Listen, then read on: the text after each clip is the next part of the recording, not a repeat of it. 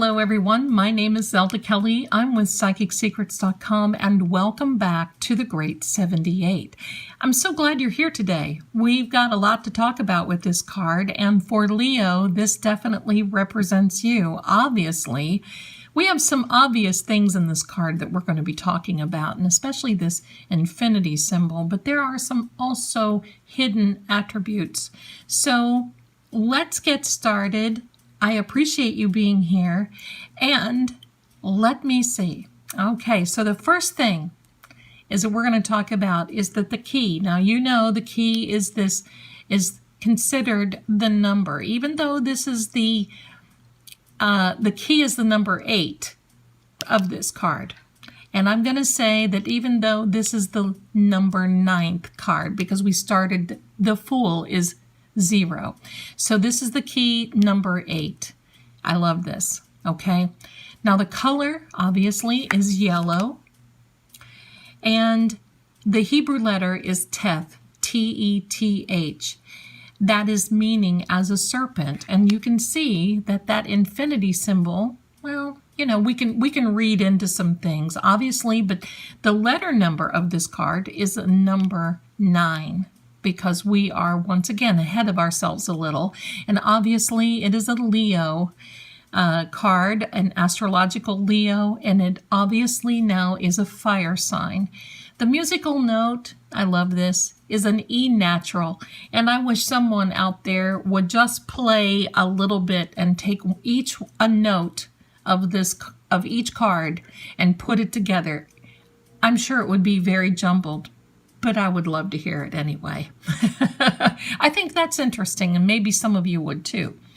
Some attributes of this card are suggestions, refinement, patience, fortitude, subtlety, digestion even, and even taste. So if you have someone and you're reading for them and they're looking to shed some pounds, this card obviously is a good card to come up, because we're talking about, well, we're talking about willpower and strength.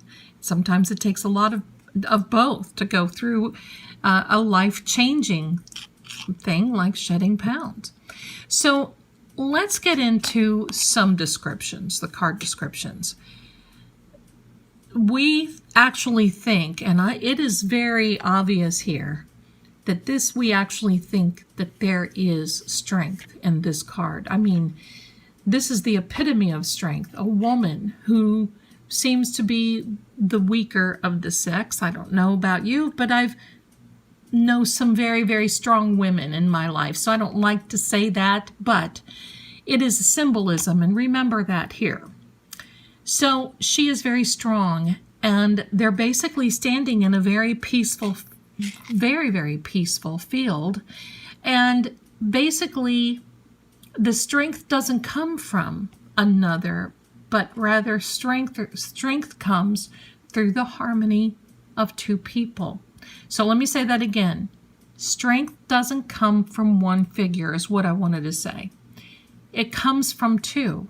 How do you measure strength? Well, sometimes you have to have the harmony of two people to figure out who's the strongest or not the strongest. So, all right, so now we're going to talk about this woman in white. Now, she really represents purity and strength here. And basically, she's commanding this Leo the lion, but it's not by force, it's by wisdom. Think about that. She's grabbing on to this lion by the mouth, pulling its mouth open. So that's one thing that will basically, I'm going to say, put this Leo in his tracks. And that's basically what you're doing here when you pull this card. Sometimes you have to pull somebody in you stop them in their tracks. Sometimes you have to make sure that you know exactly what their weakest points are. And for a kitty like this, it is many times the mouth and the way she's holding it. So she actually gives a fair reiteration of the Empress, only she's dressed in white. And she does that, but only she does not have the royal authority in this card. So she's basically walking in the natural, relying on her intellect to keep her safe. So she knows exactly the weak point, and that's what makes her strong. Get it? This is a very good card for your client when they're pulling out, and you've got other cards around it that suggest there's a problem or an issue, and what attribute your client or you even should possess in this type of reading. So I'm going to talk about this red lion. Now he is in this, he's not so red, but in the natural, in this card, he is very, very red. And the reason that he's red is because he represents raw passion. He's ferocious, he's wild, but he's being tamed by this woman in white and by her very, very steady hands. Isn't that amazing? The lion's head is configured in her lap. I mean, okay, I don't know if I like that or not, but that's what this is meant to be. It's in her lap, and it actually suggests that there may be a sexual energy, not between the two of them now, we're not going to say that, but there may be a sexual energy attached to this card. So if you're reading for someone, of course, the outlying cards are going to determine what interpretation this card will take. That might be one of them. The lion is definitely a symbol for the element of fire, and can and does manifest by will. So this is a very good manifestation card if you are using the laws of attraction. I love this too. Now the other thing here that I want to go through is you see the backs of these. The back of this woman is arched outward. This is arched downward. There's a reason for that. The woman is bent down, and this fellow here is bent. Well, he's bent upward like this, because this symbolizes, pardon me, the yin-yang of the card. So together, it is a balance. This intellect that this woman here is a balance for this very fiery lion's passion. They can exist without violence, and they can exist based on the opposites, and they do attract. Together, they can be a throwback to the Lovers, the Sphinx of the Chariot, which we had before, and the two columns in the High Priestess cards. So this, of course, well, it requires balance. She's got to be balanced to take on this fiery big lion here.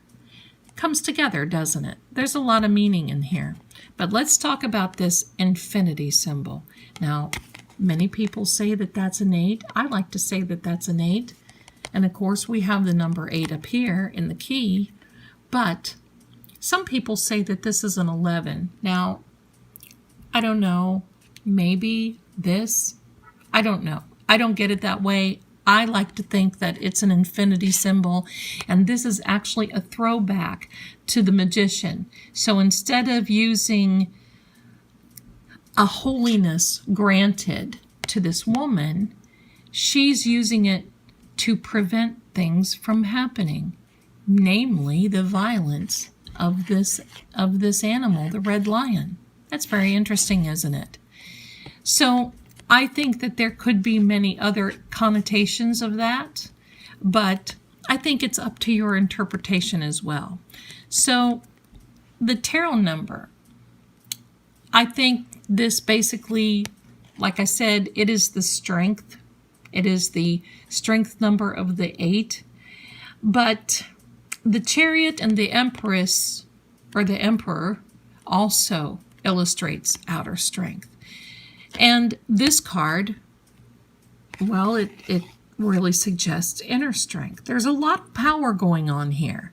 And basically, this is saying with this number 8 that we have to correspond everything to this lion and the woman to have this equal, non-violent balance between the two. I love this card because it has so many interpretations. But while I'm going to say, now we're talking about the Chariot and the Emperor, this is the inner strength of this card. The power from this card comes within. And it comes from wisdom, patience, ability to negotiate, ability to talk things out, your confidence, and believe me, the mind of a steel trap. I love that too. It can suggest that it's time to control your passions or let them go. And it also can describe a woman having animal urges. Okay? So don't give in to anger or guilt or any of those negative emotions when it comes to this card. Keep your head high and remain composed in all situations. And that's the message of this card. I love it.